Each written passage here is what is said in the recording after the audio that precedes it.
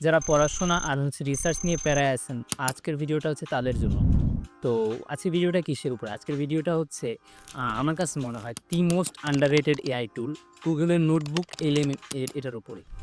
তো একজন medical student হিসেবে এটাকে ইউজ করে আমি আসলে আমার পড়াশোনাটা প্রচণ্ড লেভেলে সহজ করতে পারছি। বাই দ্য ওয়ে আমি স্বাধীন আ একজন এক্স নটোডেমিয়ান আর এখন পড়াশোনা করতেছি medical under graduate Shaheed Suhrawardy medical college.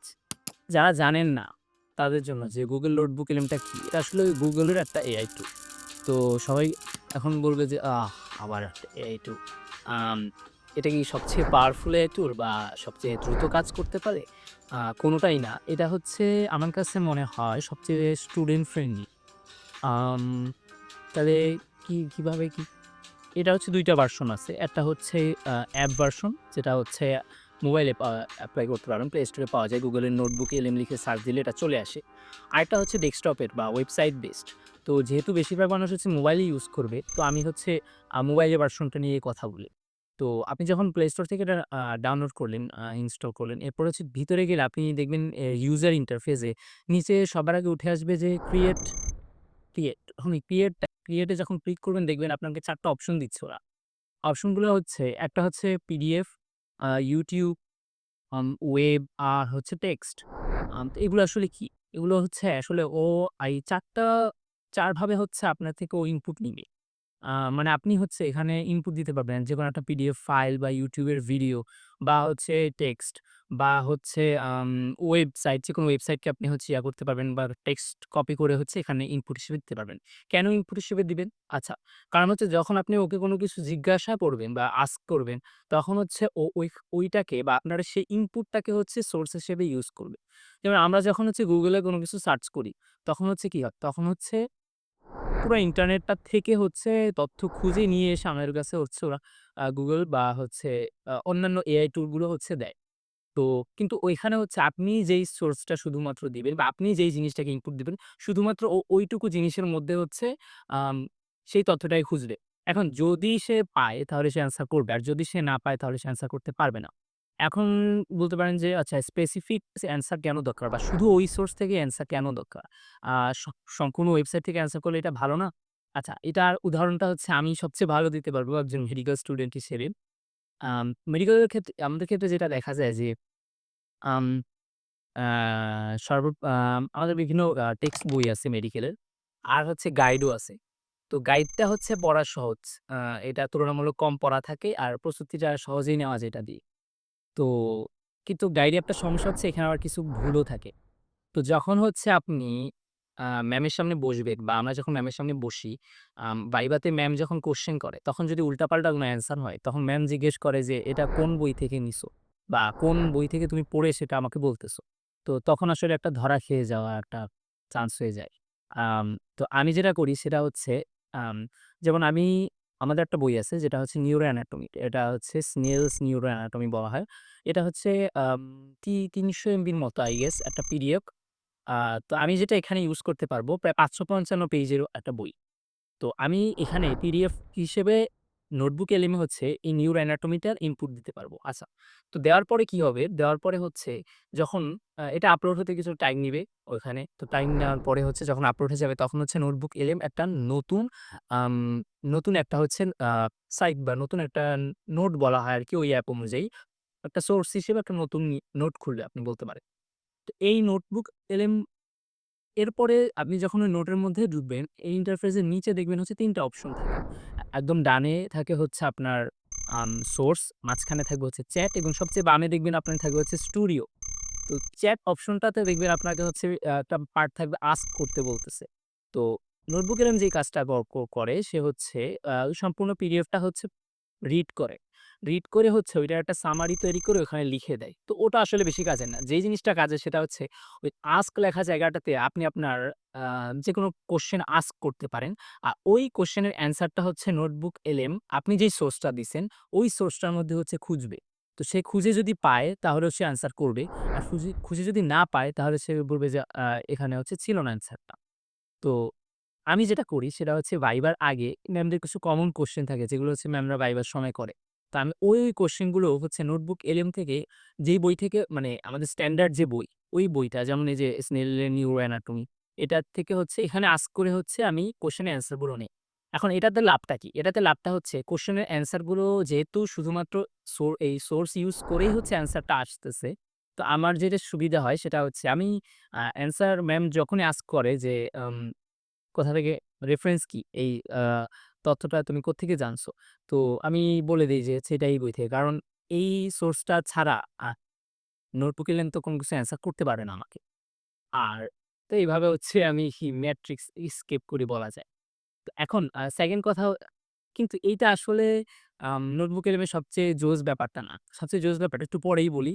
আম এতক্ষণ পর্যন্ত যারা ভিডিও দেখছেন, তো যাদের কাছে ভিডিও ভাল লাগতেছে বা হচ্ছে ভিডিও থেকে যারা উপকৃত হচ্ছে, তারা হচ্ছে অন্যান্য ফ্রেন্ডদের সাথে শেয়ার করতে পারেন। যাতে হচ্ছে তারাও এই জিনিসগুলো জানতে পারে।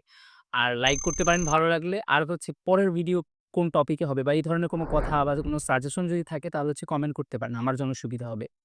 আচ্ছা, এখন সবচেয়ে জোস ব্যাপারটা কি? সবচেয়ে জোস ব্যাপারটা হচ্ছে আপনি যখন বামে দেখবেন আম আ চ্যাটের ওইখানে দেখবেন হচ্ছে আ লেখা আছে হচ্ছে সোর্স আবার।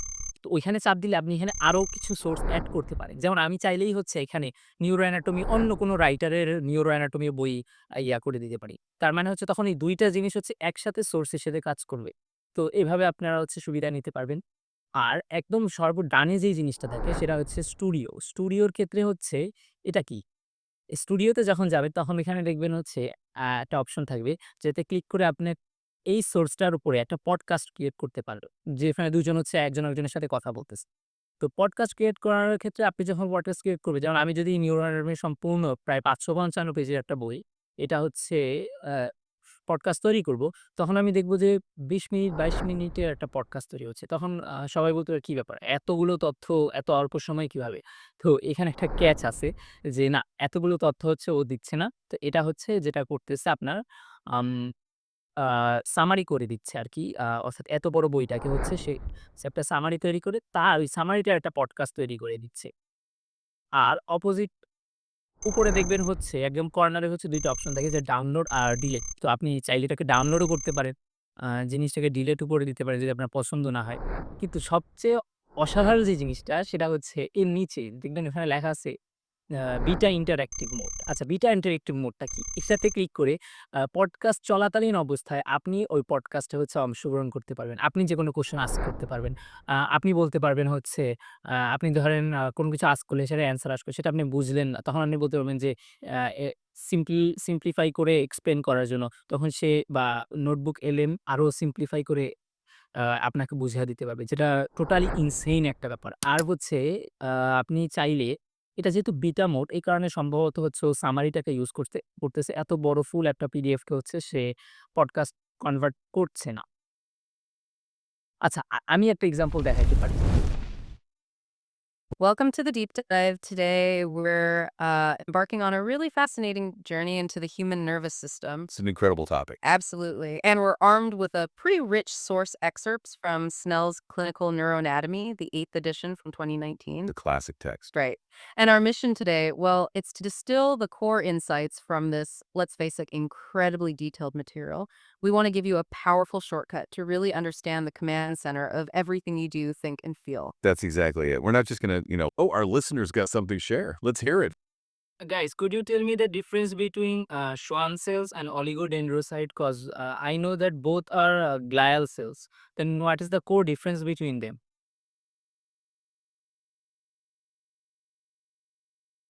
That is such a great question, and we love that you're jumping in. Yeah, thanks for asking. It's a really crucial distinction. You're absolutely right that both Schwann cells and oligodendrocytes are types of neuroglia. The support cells we're about to talk about. Yes, exactly. Their main job is to form the myelin sheath. That's that fatty insulation around nerve fibers, right? Precisely. It's like the insulation on an electrical wire. And it makes signals travel super fast. What's fascinating here, the core difference you're asking about, is where they do this job. And how efficiently they do it. Schwann cells are found in your peripheral nervous system. That's all the nerves outside your brain and spinal cord And each Schwann cell forms one single segment of myelin. on one single nerve fiber. Right. Think of it as a one-to-one relationship. So if you have a long nerve, you need a lot of Schwann cells. Exactly. Now compare that to oligodendrocytes. Okay. They're in your central nervous system. So the brain and spinal cord. And here's where it gets really interesting. A single oligodendrocyte can form and maintain myelin sheaths for as many as 60 different nerve fibers. 60. That's a huge difference. It's incredibly efficient in the CNS. Oh, go for it. Yes, you told me that Schwann cells lies in peripheral nervous system and oligodendrocyte lies in central nervous system. But what about the junction? Means peripheral nervous system are originating from spinal cord, you can say brain. So that portion of peripheral nervous system which lies inside or junction of the central nervous system and peripheral nervous system. What about those portion? Which type of cells are myelinating that portion? Is it Schwann cells or is it oligodendrocyte? That is an excellent follow-up question. Yeah, that's really sharp. You're honing in on a very specific, interesting anatomical point. The border zone, essentially. Right. It's true that the peripheral nerves emerge from the central nervous system. From the spinal cord or the brainstem, And you might think there'd be some kind of overlap or a mix-up right at that junction. like a gray area for myelination. But our source clarifies this quite well. It's actually a pretty clear line, isn't it? Yes, the rule generally holds, So if it's part of the peripheral nervous system, even if it's very close to or just emerging from the CNS. it's myelinated by Schwann cells. And conversely, if it's a nerve fiber within the brain or spinal cord itself, It's oligodendrocytes. the transition happens right at that point where the nerve leaves the CNS. So no hybrid cells. Not in terms of which cell type does the myelination. It's a clean handoff. Exactly. Back to our listener. What's up? Okay, guys, could you tell me how can I differentiate the intracranial hemorrhage, which can cause clinical conditions?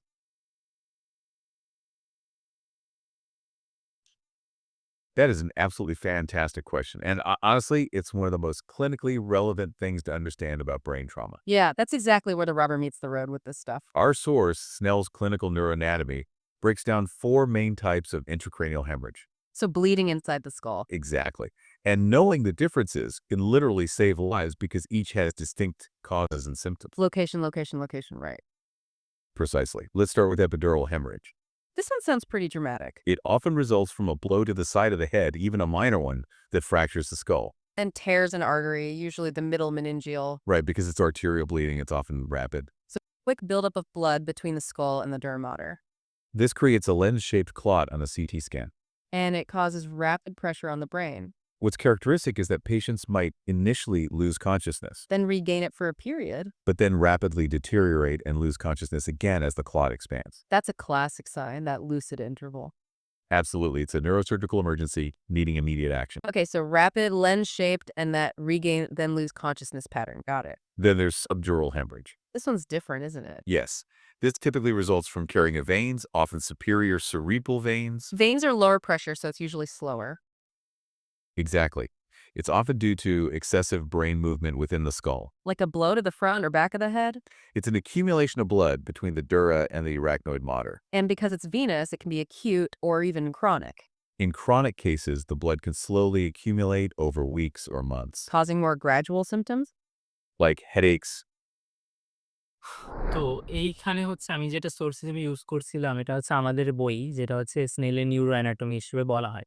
তো অন্যান্য শুধু medical student না, যেকোনো স্টুডেন্টই হচ্ছে এরকম যেকোনো source use করে, শুধু স্টুডেন্ট না বা যে কেউ এই সোর্স ইউজ করে হচ্ছে সে রিসার্চের কাজ হোক, পড়াশোনার কাজ হোক, যেকোনো ধরনের কাজেই হচ্ছে আ মারাত্মকভাবে এখান থেকে হেল্প নেওয়া যাবে। যেটা এক কথায় ইনসেইন বলা যায়।